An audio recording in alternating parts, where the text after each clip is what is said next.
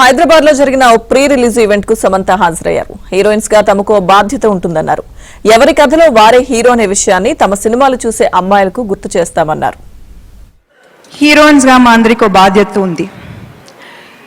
అప్పుడప్పుడు మా సినిమాలు చూస్తున్న అమ్మాయిలకి మీ కథలో మీరే హీరోస్ అని గుర్తు చేసే బాధ్యత. And I think that's why the work that Alia does is so important. She reminds us that we are the heroes in our stories. Rana, my brother, ante